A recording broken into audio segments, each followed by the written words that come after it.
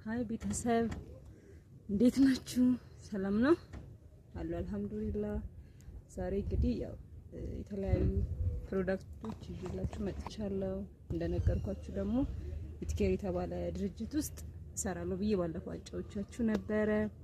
እንዳጫወትኳችሁም ደግሞ እዛ ኢትኬር የተባለ ድርጅት ውስጥ የተለያዩ ፕሮዳክቶች ያመርታሉ።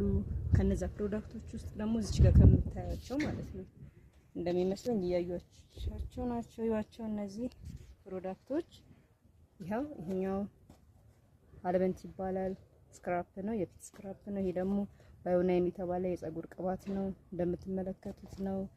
እዚህ ጋር ደግሞ ሼባ ሳሙና ወይም ደግሞ የፊት ሼባ ሳሙናቸው ይሄ ነው። እቺኛው ፓክ የተደረገችው አለች። በውስጧ ደግሞ 5 ፍሬ ትይዛለች ማለት ነው። ባለፈው አጋጣሚ ሌላ ቪዲዮ ሲሰራ የተወሰነ መግረችሁ ነበረ። እዛ ድርጅት ውስጥ ልገባ ልሰራ ነው፣ ስራውን ልጀምር ነው ብያችኋለሁ። እንድታበረታቱኝ እፈልጋለሁ።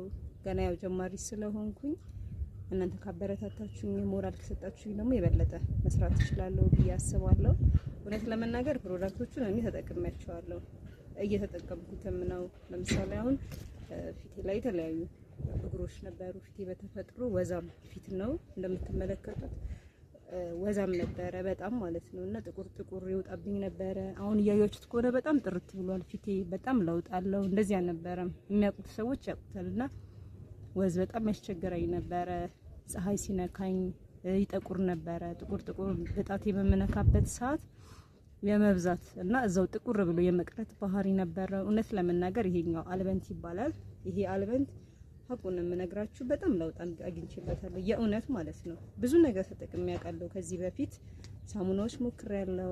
አቮካዶ ቀባ ነበረ፣ እንቁላል፣ የተለያዩ ነገሮች ቤት ውስጥ ራሴ የማዘጋጀት እጠቀም ነበረ። ነገር ግን ብጠቀምም ያው ለውጥ ማግኘት አልቻልኩም። ምክንያቱም ፊቴ በተፈጥሮ ወዛም ፊት ነው ያለው። አቮካዶ ደግሞ በባህሪው ቅባታማ ነገር ነው፣ ወዛ አለው በተፈጥሮ ማለት ነው። እንቁላልም እንደዛውና ባለማወቅ ብዙ ነገሮችን እጠቀም ነበረ። ነገር ግን እነዛ የምጠቀማቸው ነገሮች አውቄውና ገብቶኝ ሳይሆን አብዛኛው ሰው ይጠቀምና ይነግረናል፣ እንደዚህ ብትጠቀም እኮ ፊትሽ እንደዚህ ለውጥ ያመጣል ይለናል። ያ ማለት ግን ለአንድ ሰው የጠቀመው ነገር ለኛ ይጠቅማል ማለት አይደለም። ሲጀመር የሁላችንም ፊት የተለያየ ነው። ወዝ ያለበት ፊት አለ፣ ደረቅ ፊት አለ፣ የተለያዩ ፊቶች ናቸው ያሉት።